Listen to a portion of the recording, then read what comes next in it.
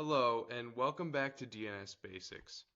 My name is David Young, and in today's video, we're going to be talking about DNS caching and performance. DNS is an enormous system, and to make it run efficiently, we need to take some steps in order to avoid massive congestion and problems. And we're going to look at how DNS does that today through caching and its nature as a distributed hierarchical database. So to talk about the performance of DNS, we need first to talk about its magnitude. There are trillions of DNS queries sent daily, which is an almost unfathomable amount, and there's roughly 1 billion DNS records in existence right now. And furthermore, nearly every internet interaction uses DNS. And so to keep this crucial system running at such a big scale, it's very important that DNS is a distributed hierarchical database. We could, in theory, implement DNS as a singular database in one location that's going to be handling and processing all of the DNS queries in the world, but that's simply impractical. For one, having centralized DNS would mean a single point of failure. If something went wrong in the network connection or within the server itself for the centralized hypothetical DNS server, all of the internet would come crashing down. The distributed hierarchy, on the other hand, means that if one server fails, there are backups and copies of that server that exist to which traffic can be rerouted in order to continue and maintain reliable service. Another problem with a centralized DNS is just the sheer magnitude of the traffic load that would be placed on a centralized DNS server. As we stated before, trillions of DNS queries are sent every day, and to process that at a central point is infeasible at the present time. And so with the distributed hierarchy, the traffic load is balanced. It's called load balancing, and it means that traffic can be dispersed along many copies of the same server so that no one server is overwhelmed with traffic. Another issue with centralized DNS would be the maintenance nightmare. To maintain a list of 1 billion records and to locate one within it would take a considerable amount of time and would certainly be difficult to sort and maintain and keep track of all of the records and insert new records. And with the distributed DNS hierarchy, the different levels of the hierarchy in servers are maintained independently.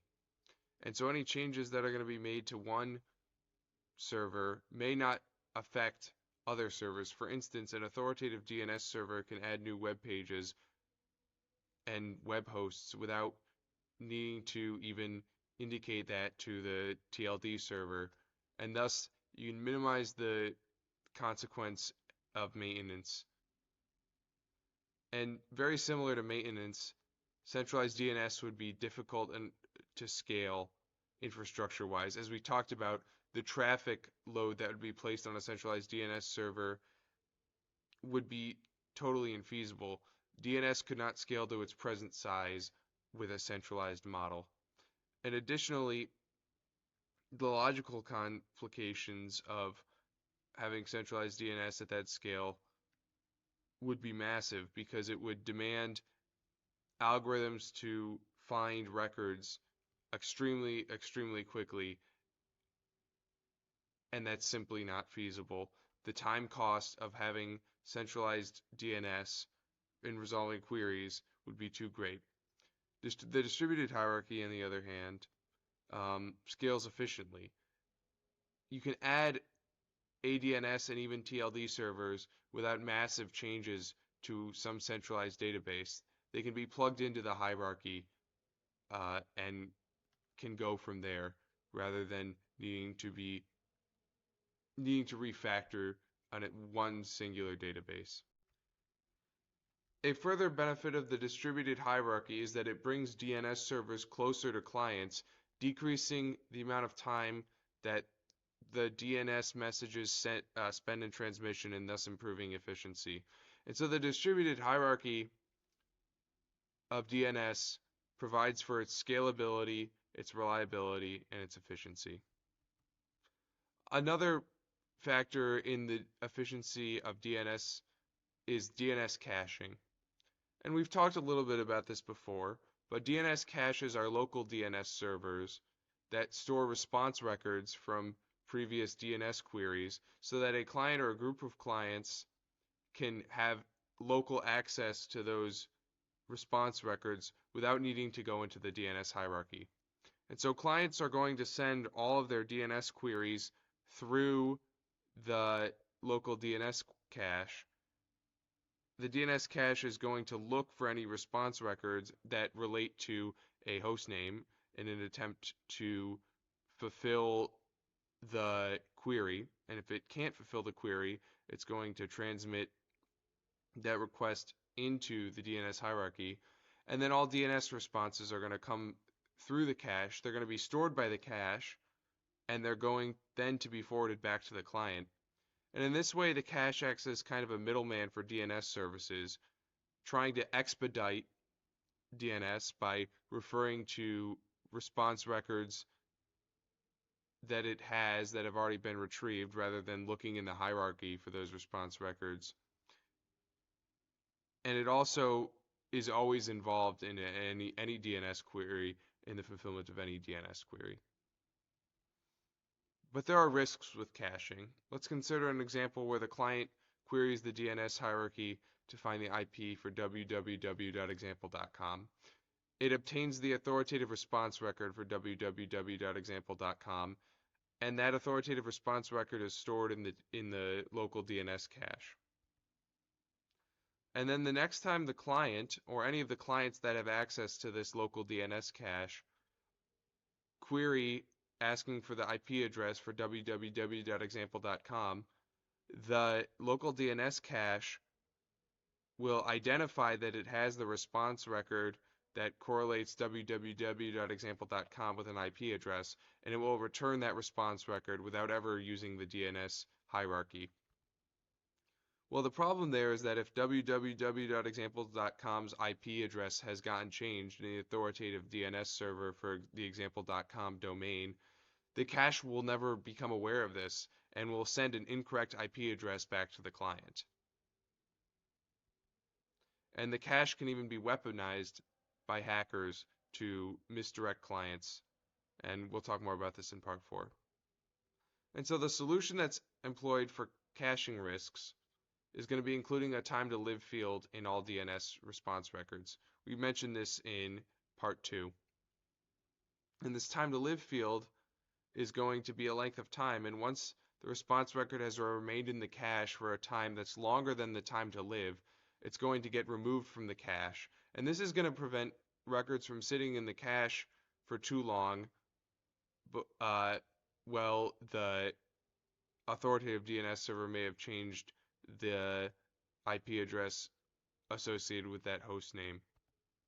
But this is only a best effort solution. You can imagine that if the time to live for a response record is, for example, 1 day, and www.example.com's IP address gets changed 3 hours after the last time the client queried the DNS hierarchy to try and obtain the IP address for that host name, then if the client tries to access www.example.com within that 24 hours, it's still going to refer to the incorrect IP address that's stored in the local DNS cache. And so the TTL field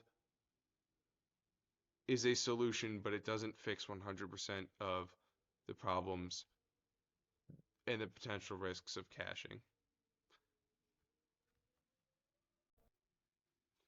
So why do we cache?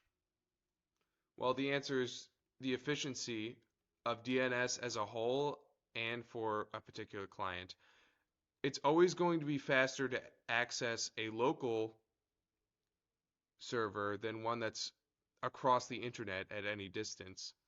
And so having response records stored locally and able to be accessed rather than sending queries out into the internet, into the DNS servers, is going to improve the efficiency of DNS queries in general, especially to sites that are frequently visited.